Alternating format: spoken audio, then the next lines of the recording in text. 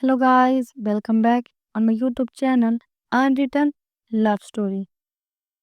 Spotlight बैकी और Harry पर पड़ रही है। क्राउड तालियां बजा रही थी, लेकिन बैकी के लिए ये तालियां किसी टॉर्चर से कम नहीं है।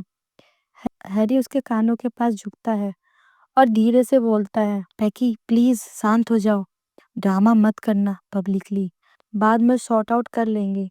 बट बैकी का गुस्सा वैक्यूम की तरह फट पड़ा। उसने हैरी को जोर से ढकेल दिया, जो संभलते हुए पीछे हट जाता है। क्राउड गॉसिप करती है। बैकी बहुत ही कोल्ड वॉइस में कहती है, पार्टी खत्म, सब घर जाइए। सब शॉक होते हैं। बैकी डायरेक्टली अपनी मॉम के सामने जाकर खड़ी हो जाती है। उसकी आंखों में आग होता है। बैकी बहुत ही गुस्से में कहती है अपनी मॉम के सामने जाकर, मेरी फ्रीन कहाँ है? आर्मस्ट्रॉन्ग भी इंटरफेयर करते हैं। वो भी बहुत ही गुस्से में देखते हैं मिसिज आर्मस्ट्रॉन्ग की तरफ। रिबेका, वो कहते हैं। बैकी के डैड बोलते हैं, रिबेका ये क्या नाटक था? अगर तुम्हें इनका रिलेशन एक्सेप्ट नहीं था तो डायरेक्टली ना क्यों नहीं कहा? बैकी बोलती है, हाँ मॉम, क्यों? और हैरी, हैरी तो मेरा बेस्ट फ्रेंड है। मैं उससे शादी करने का कभी नहीं सोच सकती। फ्रीन कहाँ है बताओ? मेरी फ्रीन कहाँ है बताओ?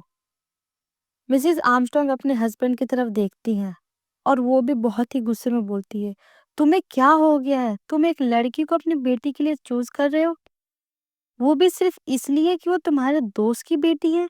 उसका स्टेटस देखो, उसके उसके पास कुछ भी नहीं है। मिस्टर आर्मस्ट्रॉन्ग का गुस्सा मिस्टर आर्मस्ट्रॉन्ग का भी गुस्सा ब्रेक करता है। वो गुस्से में कहते हैं, स्टेटस? तुम उस लड़की का स्टेटस चेक कर रही हो? शर्म आनी चाहिए। शायद तुम भूल गई हो, अगर उसके पापा ने मेरी हेल्प नहीं करी होती, आज हम यहाँ नहीं खड़े होते। मैं इतना सेल्फिश हो गया। मुझे तो खुद पे गुस्सा आता है कि जब जॉन के जाने के बाद मैंने उसकी फैमिली की टेक केयर नहीं की, लेकिन आज नहीं। अगर तुम्हें सिर्फ स्टेटस के लिए उसे रिजेक्ट किया है, तो मैं अपना सब कुछ दे दूंगा, सारी प्रॉपर्टी उसके नाम कर दूंगा। मिसेस आर्मस्ट्रॉन्ग थोड़ी शॉक होती, वो पीछे हट जाती हैं। मिसेस आर्मस्ट्रॉन्ग कहती हैं, तुम पागल हो गए हो? वो एक लड़की है और तुम्हारी बेटी भी एक लड़की है। इनका फ्यूचर क्या होगा? सोसाइटी क्या कहेगी? बैगी बहुत ही इमोशनली होके बोलती है, फ्रीन के बिना मेरा कोई फ्यूचर नहीं है मॉम। अगर वो नहीं मिली तो मैं कभी किसी से शादी नहीं करूंगी। बस बताओ वो कहाँ है? मैं उसे लेके चली जाऊंगी, सब कुछ छोड़कर, नाम, स्टेटस, दौलत सब छोड़कर। मिसेस आर्मस्ट्रॉन्ग चुप रहती हैं। तब हैरी सामने आता है। वो कहता है, मैं बता सकता हूँ वो कहाँ है। अब हमें यहाँ पे एक फ्लैशबैक दिखाया जाता है। फ्रिन गार्डन में घूम रही थी। उसके फेस पे स्माइल थी। मिसेस आर्मस्ट्रॉन्ग उसके पास आकर खड़ी हो जाती हैं और बहुत ही कोल्ड वॉइस में कहती हैं, सुनो फ्रीन, मुझे पता है तुम बैकी के साथ क्यों हो, उसके दौलत के लिए, राइट? तुम जैसी लड़कियों को मैं देखती हूँ, रोज देखती हूँ।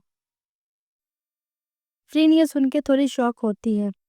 मिसेस आर्मस्ट्रॉन्ग कंटिन्यू करती हैं, अगर तुम बैकी की लाइफ से नहीं गई तो तुम्हारी बहन की पढ़ाई बंद करवा दूंगी, तुम्हारी माँ के मेडिकल एक्सपेंसेस का फंडिंग बंद करवा दूंगी।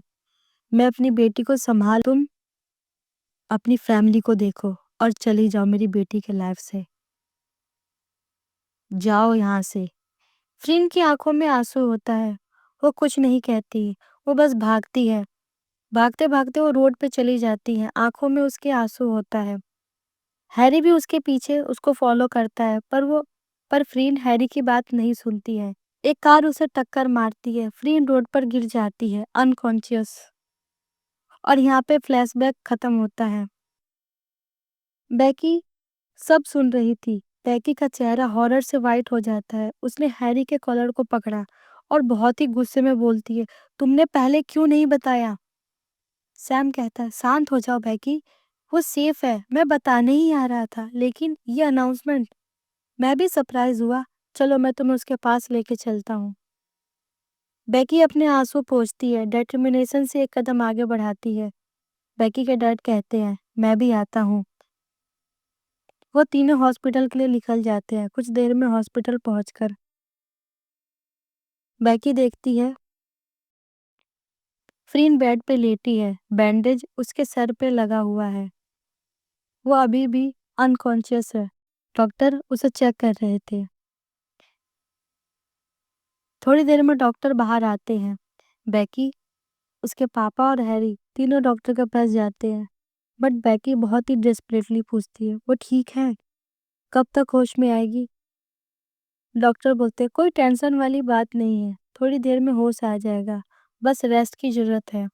सब रिलैक्स करते हैं। डॉक्टर चले जाते हैं। मिस्टर आर्मस्ट्रॉन्ग हैरी के रूम के बाहर खड़े होते हैं। मिस्टर आर्मस्ट्रॉन्ग कहते हैं, बेटा तुम जाओ, फ्रीन के पास जाके बैठो, हम यहीं वेट कर रहे हैं।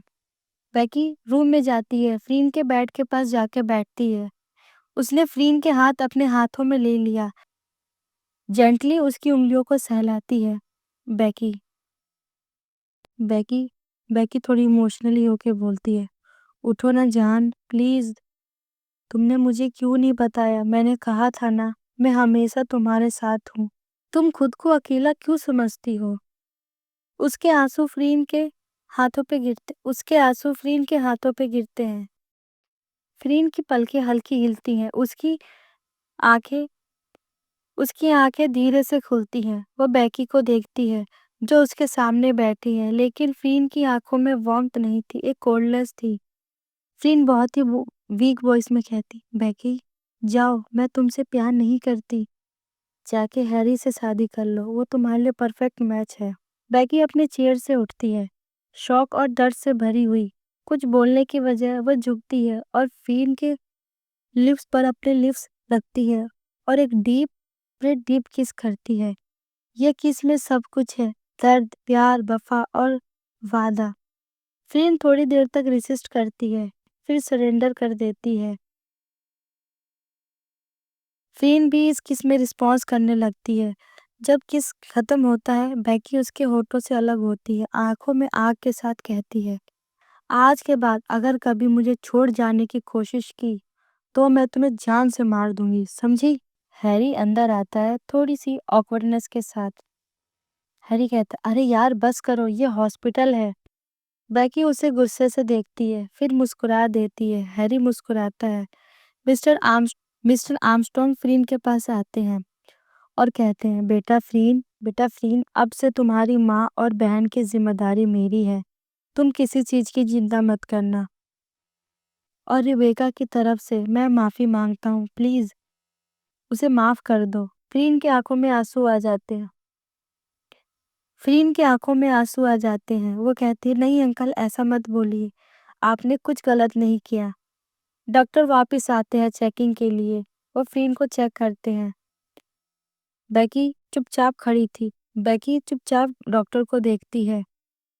थोड़ी देर बाद डॉक्टर कहते हैं, सब ठीक है, लेकिन अब इन्हें आराम की जरूरत है। सब प्लीज बाहर जाएं। सब बाहर जाने को मुड़ते हैं, लेकिन बेकी नहीं मुड़ती। वह डॉक्टर की तरफ देखती है। डॉक्टर भी उसे देखते हैं।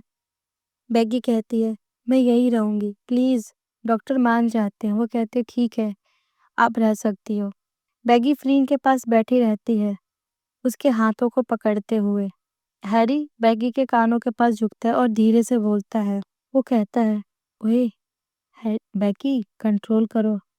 कंट्रोल करना टाइगर, ये हॉस्पिटल है, तुम्हारा घर नहीं। बेकी उसे देखती है और वो कहती है, हैरी, क्या तुम्हें पता है कि तुम कितने अनोइंग हो सकते हो?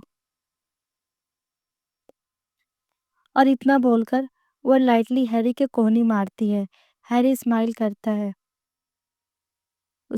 बेकी के डैड और फ्रीन के फेस पे भी स्माइल आ जाती है। और यहीं पे इस एपिसोड की एंडिंग होगी।